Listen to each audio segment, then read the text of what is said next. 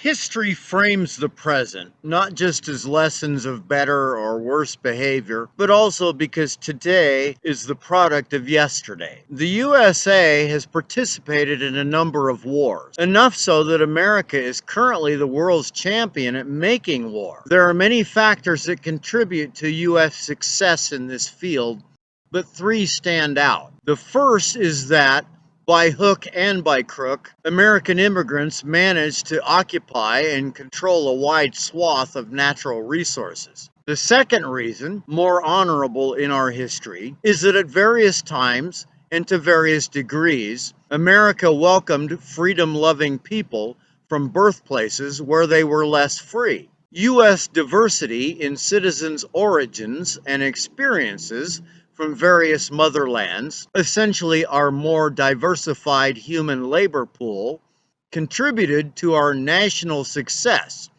We have been more clever with our natural resources than other countries with their less divergent monocultural human resources. The third factor is the capitalist model, which has traditionally allowed and encouraged citizens to innovate quickly and achieve better technologies faster than competing economic models allow. There's nothing like war or threat of war to spur new tech. The space race of a generation ago between USA and USSR is an easily understood example.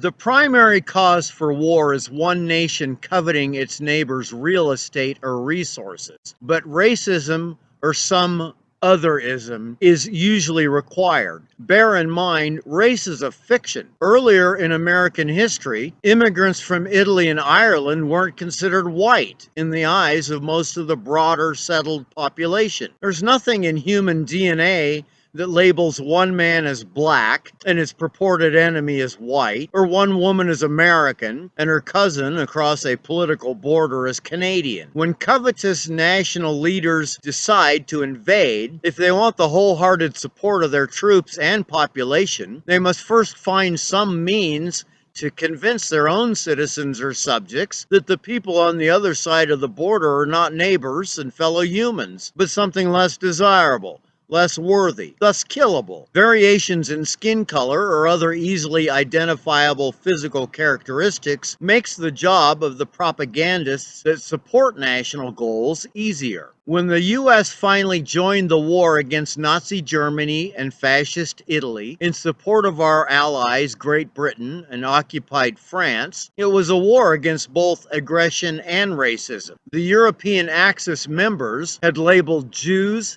Czechs, Poles, Gypsies, and others as subhuman and were killing them. This enabled Americans to frame that conflict as a war against racism. But war is messy and reality is complicated. While we were fighting racism in Europe, the U.S. fight against the Japanese, the other Axis alliance member, was entirely racist itself. Propagandists depicted the Japanese on posters as caricatures to a greater degree than was possible with European enemies. U.S. citizens of Japanese origin were illegally terrorized and rounded up and put in camps, not because they were more dangerous than Italian Americans or German Americans, but because their Asian features made them easier for white Americans to identify, which made them more obvious targets for racism. That's introduction, hopefully to remind you that America has at various times fought against racism, but also that we're probably no more or less racist in general than other countries. Two wars in American history stand out as easily identifiable wars against racists. World War II is one of them. Our Civil War is the other. Herein, I'm going to briefly compare and contrast how the U.S. concluded those two wars, one against racist fascists, the other against the racist Confederacy. Depending on your education, my supporting facts are either well known or can easily be discovered in history texts. My thesis is that if we had wrapped up the war against the Confederacy in the same manner as we consummated the war against the Nazis, the U.S. would be a more ethically wholesome nation than it is now. When the Germans lost and Allied troops moved in, the Nazi Party and philosophy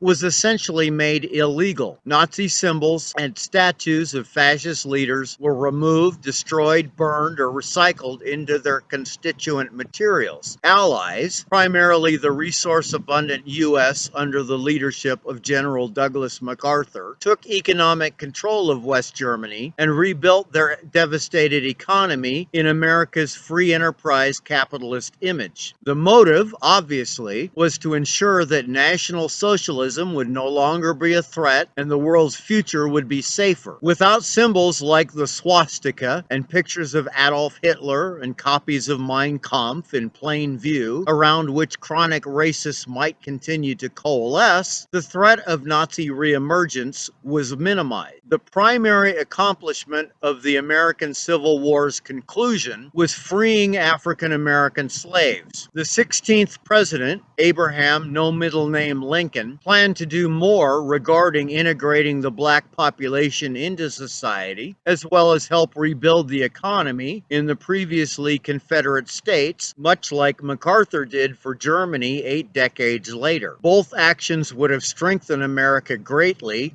economically and morally, had President Lincoln lived to accomplish it. When Confederate sympathizer and second-rate actor John Wilkes Booth assassinated him, those plans went down the crapper. Andrew Johnson and his cronies, which took over American leadership, were altogether unlike gentle, Jesus-loving Lincoln. They disrespected Negroes nearly as much as the Confederates. Having freed slaves, there was no practical way to re-enslave them. America's leadership also maintained political grudges against the Southern American states and essentially left them in economic ruin, except for the activities of carpetbaggers, which was just another way to exploit the southern states. As a result, the South to a great degree maintained a separate political and philosophical identity from the North, bolstered by mostly legitimate feelings that they had been ill-treated at the end of the war. In a very real sense,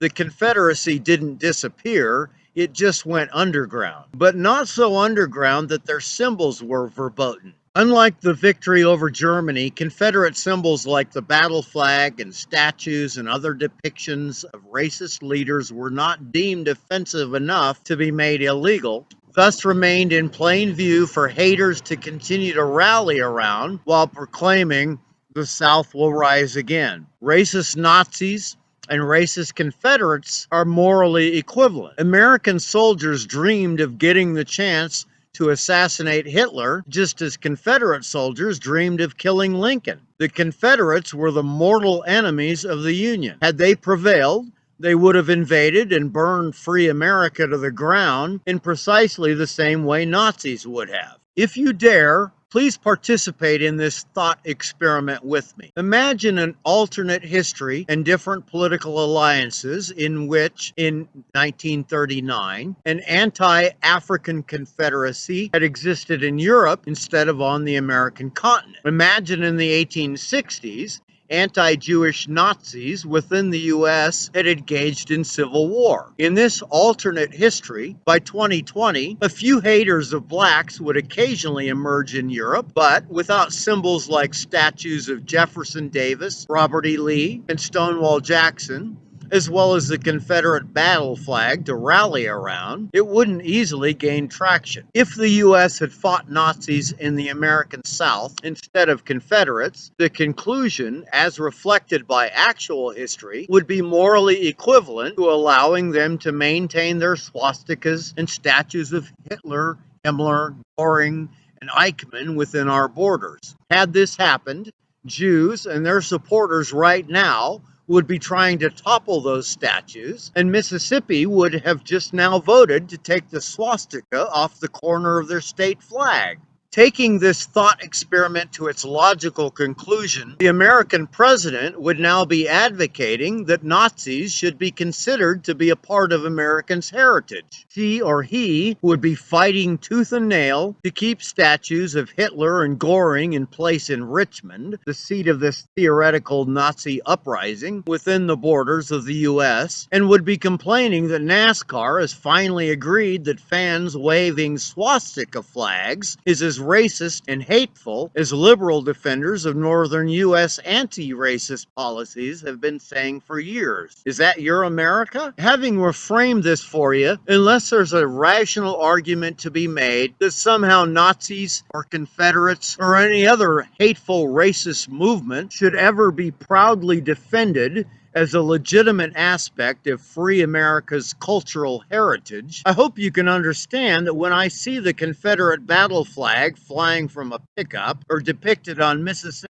state flag, I see a swastika. Please also understand that when I see an American president advocating that statues of leaders of the Confederacy should be protected, in my mind he would also be okay if they were statues of Hitler and other stone-cold killers of minorities. Their philosophy is the same, even if the specific target of their murderous actions were different. If you have a credible argument otherwise, email me about it, including your name and town of origin. I promise to post your unedited email near this video so your neighbors and employers are able to fairly assess your rationale. My name is Jim, and I am not afraid to advocate love over hate and freedom over naked racial aggression in the green era.